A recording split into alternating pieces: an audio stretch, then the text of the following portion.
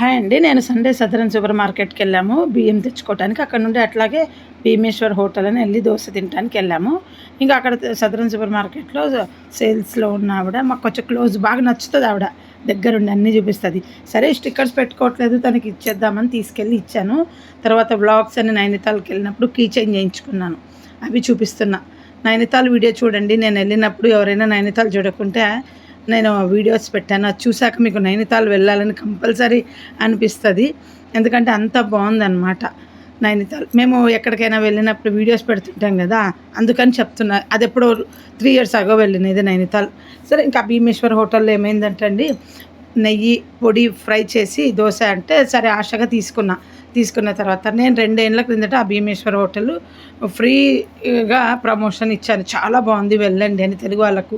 నేను అక్కడ ఎంత ఫైట్ చేశానంటే అంత ఫైట్ చేశా, బాగా గొడవ చేశా. మీ గురించి మళ్ళీ చెప్తాను ఈసారి అని చెప్పి. ఎందుకంటే అండి గీ రోస్ట్ అని చెప్పి పుట్టి దోశ వేసి పొడిని మాత్రమే గీలో రోస్ట్ చేశారు. నెయ్యే లేదు, చెయ్యి పట్టుకుంటే అంటే చెంబుతో తెచ్చి ఆ నెయ్యి చెంబు ఉంటుంది కదా, అది తెచ్చి వేసుకో అంటారు. అది మళ్ళీ నెల్లూరు వాళ్ళ హోటల్ అండి.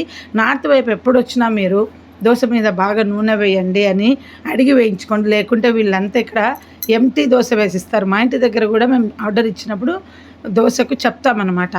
ఇంకా ఏంటంటే 235 రూపాయలు పెట్టి ఎంతో ఆకలితో పోయి తిన్నానండి. మా ఆయన అన్నం తినమన్నా నాకు వద్దనేసి, అన్నం పప్పు సాంబార్ అవి ఏం తింటావులే 300 రూపీస్ తాళి పెట్టి అనేసి. సో ఎక్కడైనా వెళ్ళినప్పుడు ముందు మీ పిల్లలకు పాచిపోయిన తిండి ఎలా ఉంటుందో నేర్పించండి. మీ ఇంట్లో ఒకసారి పెట్టండి పాచిపోయిన తిండి, అప్పుడు కానీ హోటల్లో వాళ్ళు కనిపెట్టలేరు. ఎక్కువ పిల్లలు బయట పాచిపోయిన తిండి, నాకు పాచిపోయిన రెడ్ చట్నీ వచ్చింది. నేను కాసేపు తిన్న తర్వాత కానీ కనుక్కోలేకపోయినాను, ఎందుకంటే పప్పుల చట్నీ అన్నీ పెట్టారు. సో ఇదొకసారి అదొకసారి తింటూ నాకు అర్థం కాలేదు. లాస్ట్లో ఒక 4 సార్లు తిన్న తర్వాత గొడవ వేసుకున్నా. ఈ చట్నీ పాచిపోయిందంటే మేము ఫ్రెష్గా చేస్తాము అంటారు, వేరే చట్నీ పెడతామని వేరేది పెట్టినారు.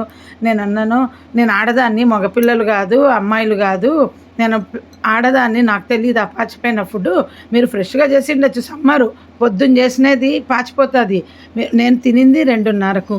సో మీరు ఎప్పుడైనా పిల్లలకు పాచిపోయిన ఫుడ్ ఎట్లా ఉంటుందో నేర్పించండి. గొడవ చేసాం మేము మా పిల్లలకి. ఆ రైట్లో ఉంది చూడండి, అది మళ్ళీ పెట్టింది 3 సార్లకు అంత వడ్డించినారు. అడిగిన ప్రతిసారి హాఫ్ స్పూన్ వడ్డిస్తూ ఆ చట్నీ. దోశ చూడండి ఎక్కడన్నా నూనె ఉందే, ఇదే అండి భీమేశ్వర్ హోటల్. అందుకు చెప్తున్నా, అంటే పిల్లలకు ముందు పాచిపోయిన ఫుడ్ ఎట్లుంటుందో నేర్పించండి. ఇంకోటి ఏంటంటే హోటల్స్లో సర్వీస్ ట్యాక్స్ అని వేస్తున్నారండి, అది తీయించేసేయండి. మేము ఎక్కడ పోయినా 40-50 వేస్తుంటారు. బిల్ చెక్ చేసి తీపిస్తాం, మీకు తెలుసో లేదో అని చెప్తున్నాం. భీమేశ్వర్ హోటల్ది ఇది ప్యాకింగ్ అండి, ఇది చూపిస్తున్న హోటల్ను చూపించలేదు.